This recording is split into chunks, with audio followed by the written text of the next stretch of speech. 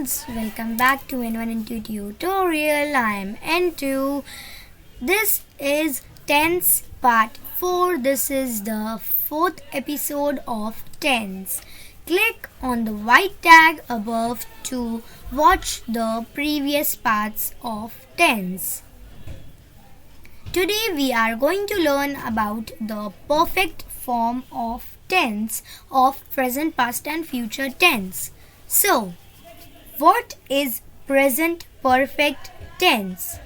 Present perfect tense tells us about actions which have been completed a while ago or right now.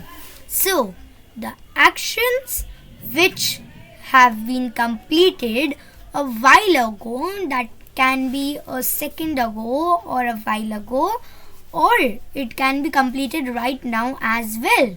So, the actions which have been completed a while ago or just now, right now, are known as present perfect tense. Now, note, you have to use has or have plus past participle form of the verb for this tense. That means in a sentence you have to use has or have plus the past participle form of the verb. Now, for the has word where you are using has, the sentence should be with it, he or either she. So, you have to use it, he or she, which are singular subjects for has. And you have to use they, you, we and I for plural subjects, which you will use in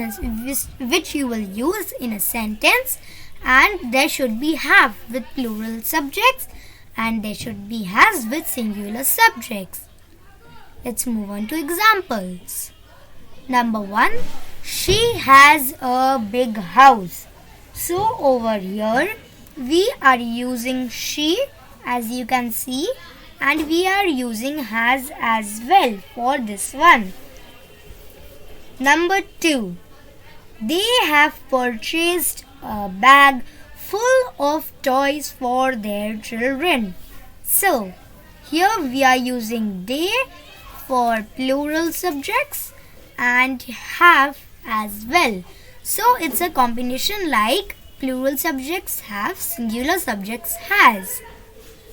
Let's move on to past perfect tense. What is past perfect tense? Past perfect tense tells us about an action that took place before an action in the past. Now, what does it mean? It means that an action which took place before an action, it has happened before an action in the past, is known as past perfect action or past perfect tense. Now, here, like in the present perfect tense, we used has or have plus past participle form of the verb. Here we are going to use had only plus past participle form of the verb. So, she had a big house. They had purchased a bag full of toys for their children. It means that this action has already been done in the past. It has already taken place. And over here, she has a big house. They have purchased a bag full of toys for their children. It means this action is happening now in the present time. Now, we will now move on to future perfect tense. So, what is future perfect tense?